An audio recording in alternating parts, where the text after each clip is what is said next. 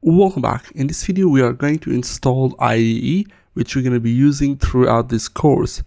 I want you to go to jetbrains.com, hover over your cursor on Tools, and click on pycharm. Pycharm is a Python IDE for professional developers. If you search on Google, what is the best IDE for Python development, the number one you will see would be pycharm. I'm going to click on download. It comes with two versions, community and professional. Professional version gives you some support for HTML, JavaScript, and SQL. So it will support some scientific and web frameworks. For example, Django or Flask. We're going to be using this community version. I'm going to click on download and it's going to start downloading that version. It's about 256 megabytes. Once this is downloaded, you simply follow the installation process.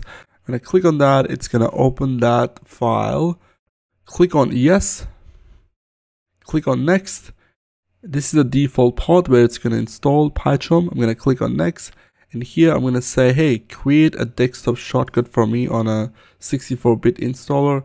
It says update path variable. It probably need a restart. So you're going to have to restart your computer. I'll leave that off for now. It says create associate with py files. So anywhere in your computer you have a .py file. When you double click on that file, it will automatically open that in pycharm. And I click on next, install, and it will take a few minutes or seconds depending on how fast your computer is.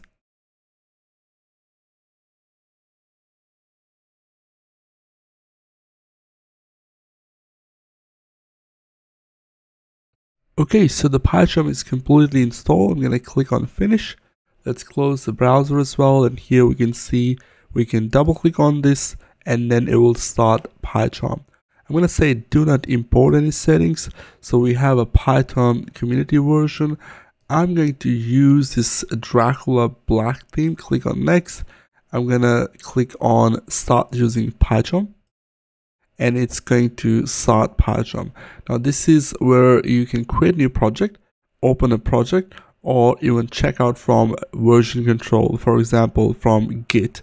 Let's create a new project by clicking on create new project button, and we're gonna try running the project using pycharm. Also, we're gonna learn how we can set up a virtual environment using Conda. So here I'm creating a new project. I'm going to click on this arrow button to bring up these options. First of all, I'm going to change the project name to chapter 1, and then I will select the environment. Now I can use virtual env to create a new environment, pip env or Conda. Conda is, I think, the best, so I'll select Conda, and then I will change the name for environment. I would say demo.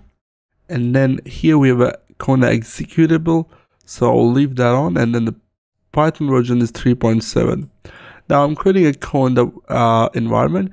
If you have the Conda environment already created, you could go to existing environment as well, or existing interpreter as well. So I'm going to click on create, and it's going to create a project for me, and it gives me some tip, and then it is installing Python 3.7.4. It's about 18.2 megabytes. So let's wait for this to finish, and then we'll click on close. In your computer, it's going to take a bit of time. It's creating a new Conda environment.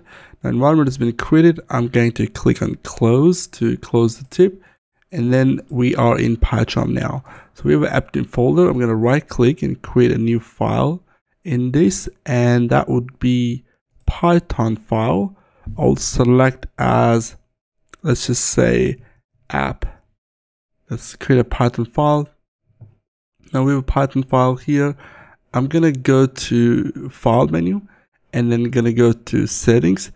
I'm gonna go to appearance and behavior and make sure that I check this option where basically it helps me to zoom in using the mouse zoom. Let's click OK. And now I'm going to write a command here, which would be a print. And then I'll say, hello world. You can use terminal to run this Python script. We're going to go to terminal. And here, as you can see, the demo environment is already there. It's automatically activated on the terminal. So I'm going to type python -- version. I should see 3.7.4. So I'll type python and then I'm going to type app.py file. I'm going to press enter and there we go. We ran the file and returned hello world. Now we want to make sure that we don't really touch terminal a lot. We want to automate this process. So pycharm is pretty advanced. It can help you to do that.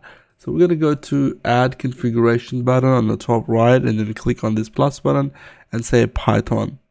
Then here I will just say demo and then I will select the script that I want to run and I will click on this, go to chapter 1 and app.py file. Okay, now we are in the Python 3.7 demo environment from Conda, which is good. And then I'm going to click on apply, click on close. Now here you can see the button has become green and the debug button has become green as well.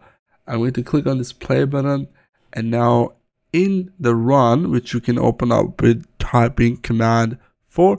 Now there you go, we have this hello world there. Okay, so now you can see that you can configure pycharm to run Python files, and this is where we can add more configuration by clicking on plus button, and then you can have TOX if you know about it, or shell script that if you want to run it, it's up to you. But this is a community version, the free Python IDE. If you are using professional version, you will see a lot more options here.